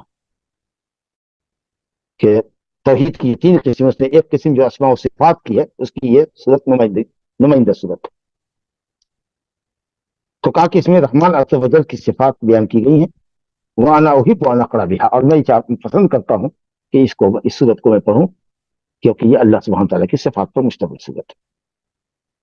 تو آپ صلی اللہ علیہ وسلم نے کہا اخبروہ، اس کو خبر کر دو کہ اللہ تعالیٰ بھی اس سے محبت کرتا ہے، جس طریقے سے وہ اللہ کی صفات سے محبت کرتا ہے اس طریقے سے اللہ بھی محبت کرتا ہے۔ تو اللہ تعالیٰ کی صفتوں میں سے ایک صفت محبت کرنا بھی ہے، اب اس کی کیفیت تو اللہ جانے، بندے کی محبت کرنے کی کیفیت ہمیں معلوم ہے، ہم کسی سے محبت کرتے تو اس کی کیفیت ہمیں معلوم ہے، ہمارے قلب کی کیا کیفیت ہوتی ہے۔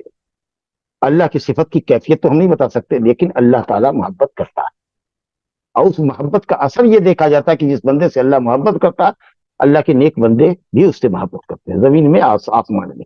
تو یہ تو محبت کا ثمرہ ہے، فائدہ ہے، لیکن یہ نہیں ہے کہ صاحب اس کی مقبولیت زمین پہ رکھ دی جاتی ہے. یہ محبت ہے، یہ محبت کا کے اثرات ہیں، اثرات میں سے ایک اثر ہے.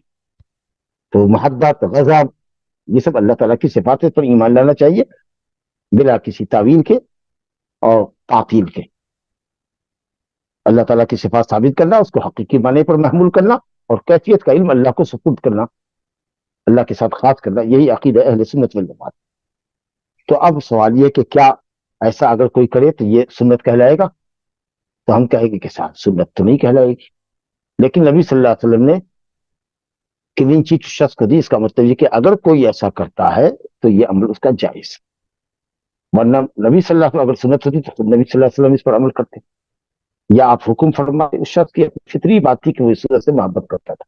تو اگر کسی امام کو کسی خاص صورت سے یا کسی خاص آیت سے محبت ہے، وہ اکثر اس کو پڑھتا ہے، تو ٹھیک ہے، یہ اس کا نیچر. لیکن اگر ہم یہ کہیں کہ یہ سنت ہے تو کیا یہ نبی صلی اللہ علیہ وسلم یہ سنت پر عمل نہیں کر رہے تھے؟ تو اس لیے یہ ہے کہ صاحب نبی صلی اللہ علیہ وسلم کا اقرار کرنا یا کہنا کہ اللہ اس سے محبت کرتا ہے، یہ اس بات کی دلیل ہے کہ اگر کوئی ایسا کرتا ہے اور واقعی اس سے محبت ہے اور اپنی طبیعت اور فطرت اور محبت فطری کے تقاضے میں وہ ایسا کرتا ہے تو جائز. تو ہم یہ نہیں کہ صاحب ہم اس کی پیروی کریں اور اس کو معمول بنا لیں، کیونکہ اگر یہ ایسا ہوتا تو خود نبی صلی اللہ علیہ وسلم زیادہ لائق تھے کہ آپ سورہ اخلاص پڑھتے. اور ایک آخری حدیث جو اس باب کے اندر ہے وہ حضرت جابر بن عبداللہ انصاری رضی اللہ عنہ سے ہے کہ نبی صلی اللہ علیہ وسلم نے حضرت معاذ سے فرمایا فلولا صلیت، لوگوں کو تم نے سبح اسم ربک الاعلی والشمس وضحاها واللیل اذا یغشی کیوں نہیں پڑھایا؟ اصل میں اس حدیث میں سبب ہے، وہ یہ ہے کہ حضرت معاذ بن جبل انصاری رضی اللہ عنہ جو بڑے فقہا صحابہ میں سے ہیں، یہ عشاء کی نماز نبی صلی اللہ علیہ وسلم کے ساتھ مسجد نبی میں پڑھا کرتے تھے، تعلیم حاصل کرنے کے لیے رہتے تھے. عشاء کی نماز کہتے تھے کہ یہ کہتے ہیں کہ میں نبی صلی اللہ علیہ وسلم کے ساتھ پڑھتا تھا، اور پھر میں اپنے محلے میں جاتا تو وہاں لوگوں کی امامت کرتا ہے عشاء کی نماز. تو ظاہر ہے کہ وہاں حضرت معاذ کی نماز نفل ہوتی تھی، اور نفل پڑھنے والے کے پیچھے قوم کی فرض نماز تھی. اس لیے نماز فرض نفل کرنے والے کے پیچھے ادا کی جا سکتی ہے. نماز کی نیتوں میں موافقت مقتدی اور امام کی ضرورت نہیں، ضروری نہیں ہے. ہاں، ارکان کی ادائیگی میں اس سے پہلے نہیں کرنا. ٹھیک ہے.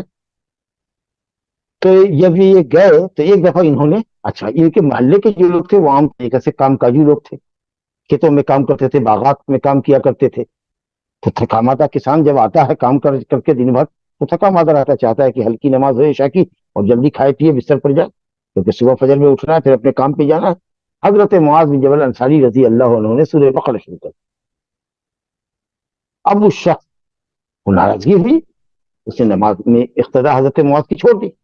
اب نماز کی سب کے اندر ہو، اقتدا چھوڑ کر کے پوری نماز مکمل کی، یا الگ ہٹ گیا ہو اور اس نے نماز مکمل کی. حضرت معاذ کو جب معلوم ہوا کہ بندہ نماز چھوڑ کر کے چلا گیا، ہماری اقتدا اس سے نہیں کی، یا سب سے نکل گیا، تو کہا کہ تو منافق ہے، یہ کام تو منافقوں کا ہوتا ہے، میں اس کی شکایت کروں گا نبی صاحب. اور اس شخص کو معلوم ہوا تو اس نے کہا کہ وہ کیا کریں گے، میں خود جاؤں گا نبی صاحب کے پاس شکایت لے کر. اور جا کر کے اس شخص نے ذکر کیا کہ حضرت رسول اللہ ایسی بات ہے، ہم لوگ کھیت میں کام کرنے والے آدمی ہیں، تھکے تھکائے آئے اور انہوں نے سورہ بقرہ شروع کر دیا. تو نبی صلی اللہ علیہ وسلم بہت غضبناک تھے معاذ بن جبل پر، کہ بزرگ صاحب، اور کہا فلولا، ڈانٹ کے کیوں نہیں تم نے پڑھا سبح اسم ربک الاعلی والشمس وضحاها واللیل اذا یغشی.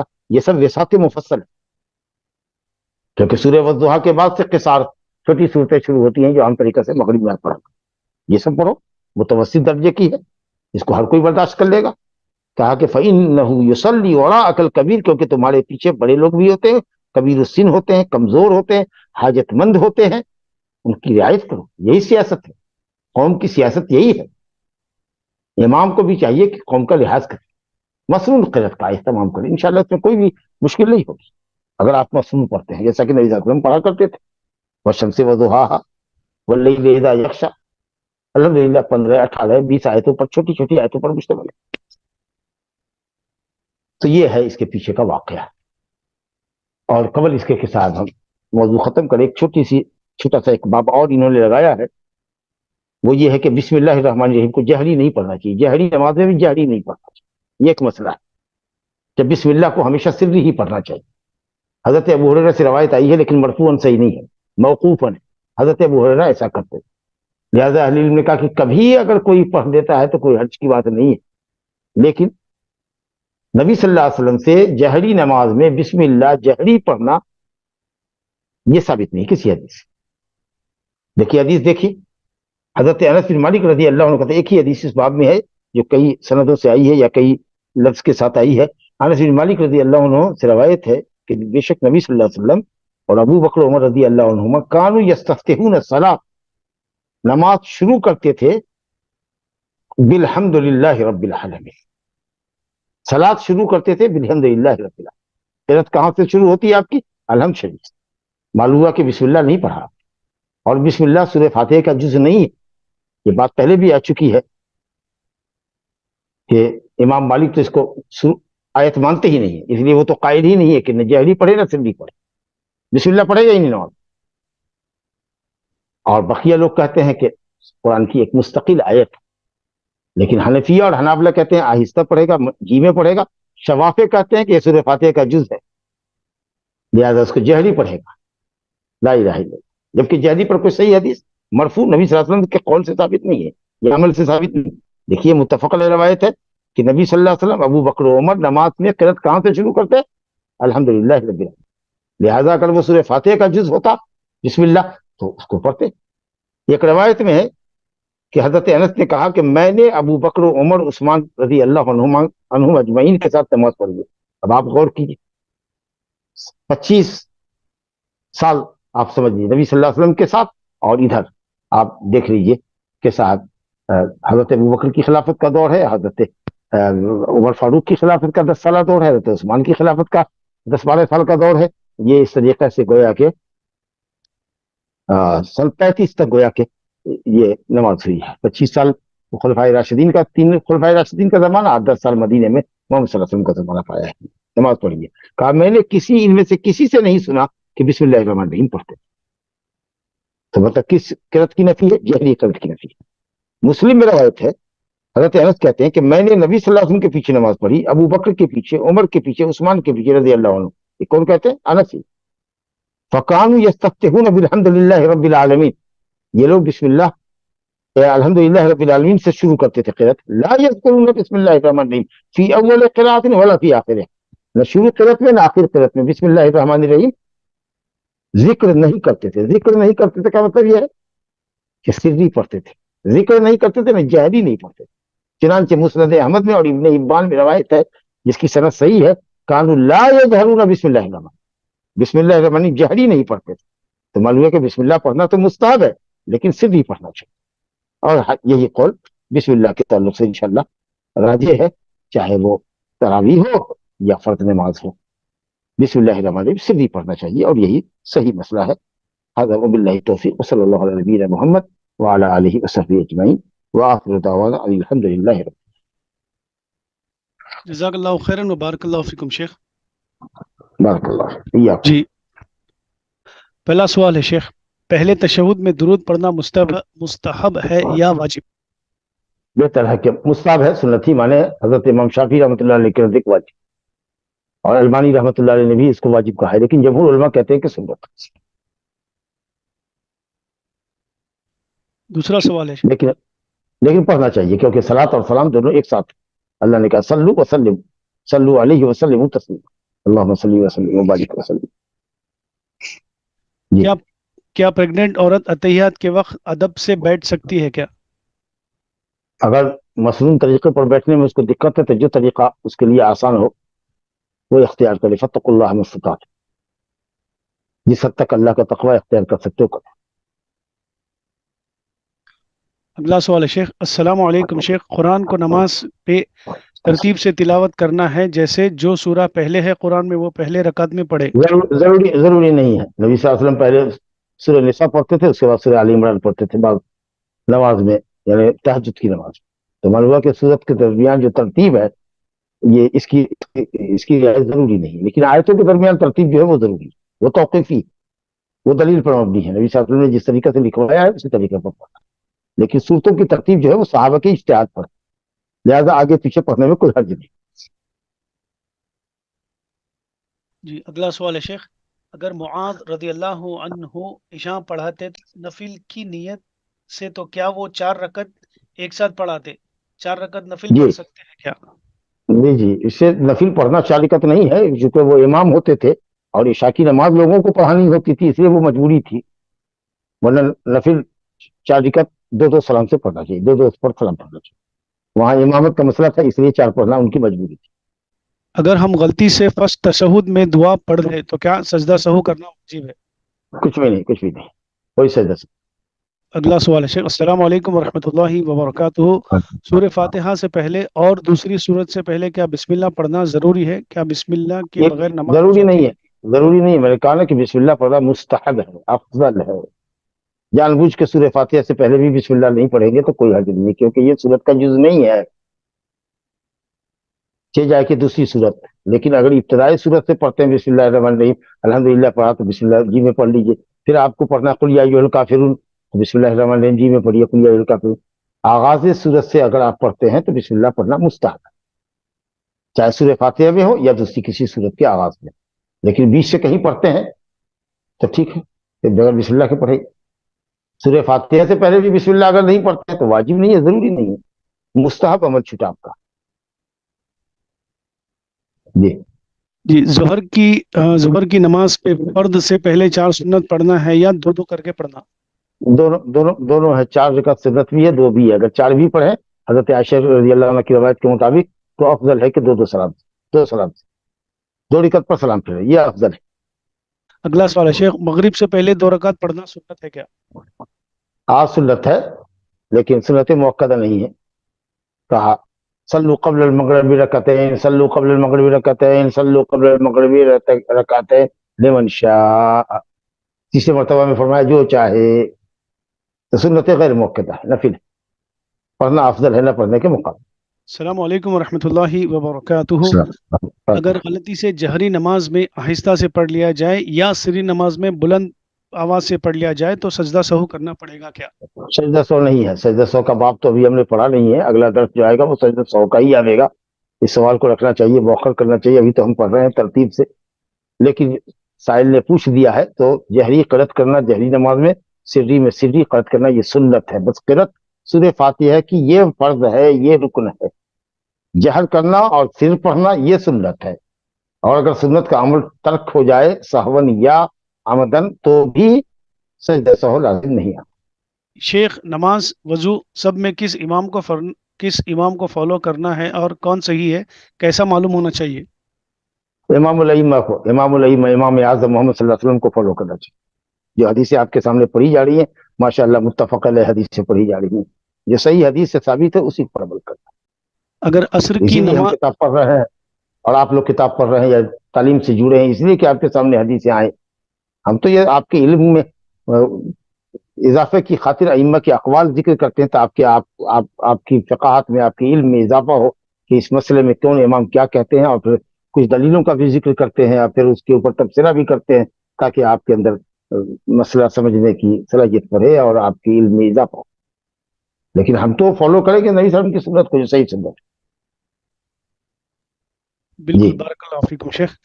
اگر عصر کی نماز میں امام صاحب بہت جلدی سے رکوع میں چلے جائے جس سے ان کے پیچھے پڑھنے والے صرف ہم ثنا میں رہیں گے تو کیا کریں؟ نہیں، اگر ایسا ہے تو امام کو نصیحت کرے، اور اگر وہ باز آتا ہے تو ٹھیک ہے. پھر اگر آپ دیکھ لیجئے کہ اگر ثنا بسم اللہ میں اگر ہم پڑھتے ہیں تو پھر یہ ہماری سورہ فاتحہ بھی مکمل نہیں ہوتی ہے. اگر آپ سورہ فاتحہ مکمل کر لیتے ہیں، بقیہ سورت نہیں پڑھ پاتے ہیں جو آپ کو شروع میں 2 رکعت میں پڑھنا آپ کے لیے بھی سنت ہے تو کوئی پرابلم نہیں ہے. لیکن ان کو کہیے کہ ذرا سا آپ یہ نہیں سورہ فاتحہ پڑھتے ہیں ثنا نہیں پڑھتے کیا امام صاحب؟ آپ سورہ فاتحہ پڑھتے ہیں اس کے بعد سورت نہیں پڑھتے پہلی 2 رکعتوں میں؟ ہم ہی پڑھتے ہیں. بس صحیح اطمینان کیجیے نا، مقتدی کا بھی لحاظ کیجیے نا، وہ آپ کے پیچھے پڑھتا ہوتا سمجھائیے. لیکن اگر اس کے بعد بھی اس کی عادت نہیں ہے کہ آپ ابھی سورہ فاتحہ نہیں پڑھے کہ وہ رکوع میں چلا گیا، اور جب آپ سورہ فاتحہ مکمل کر کے رکوع میں جائیں گے، کیونکہ بغیر مکمل کیے ہوئے تو آپ رکوع میں جا نہیں سکتے ہیں کہ ویسے بھی آپ کی رکعت نہیں ہوگی. اور رکوع میں جا رہے ہیں تو دیکھ رہے ہیں کہ امام صاحب اٹھ رہا ہے اور اس کو نصیحت کرنے کے باوجود بھی وہ نہیں ہوتا تو پھر اس کی اقتدا چھوڑ دیجیے. آپ اس کے پیسے امام کے پیچھے نماز مت پڑھیے، کہیں دوسرے امام کو دیکھیے، اور نہیں تو اپنے گھر میں اکیلے پڑھیے. وطر واجب ہے کیا، وطر کی نماز؟ وطر واجب کا مطلب یہ ہے کہ شاید نبی صلی اللہ علیہ وسلم نے سفر و حضر میں اس کا اہتمام کیا. لیکن اگر واجب فرض کے معنی میں ہے، جیسا کہ جمہور کے نزدیک، علماء جمہور کے نزدیک واجب اور فرض دونوں ایک ہی ہے. तो फिर वो उस माने में भी फिर वाजिब नहीं है।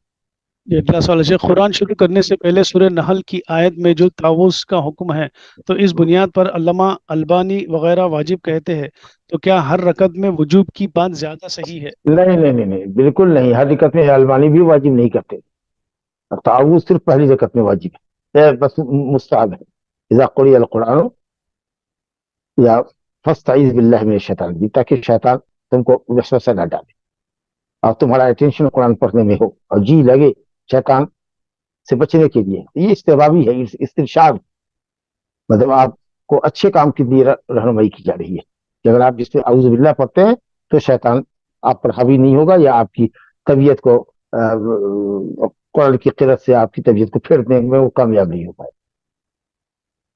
تکبیر اولا اور دوسرے تکبیر کہنا واجب ہے کیا؟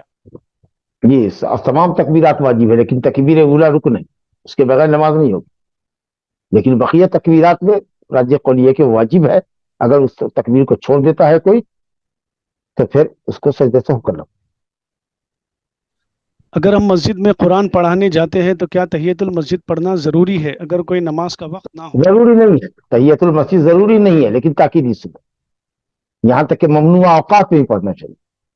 تو اگر آپ جاتے ہیں اور ماشاءاللہ مسجد میں بیٹھ کر کے پڑھتے ہیں تو باوضو ہو کے رہیں، 2 رکعت نماز پڑھ لیں تو انشاءاللہ تعالیٰ آپ ثواب بھی پائیں گے، سنت پر عمل بھی ہوگا اور طلبا کی تربیت بھی ہوگی۔ وباللہ التوفیق۔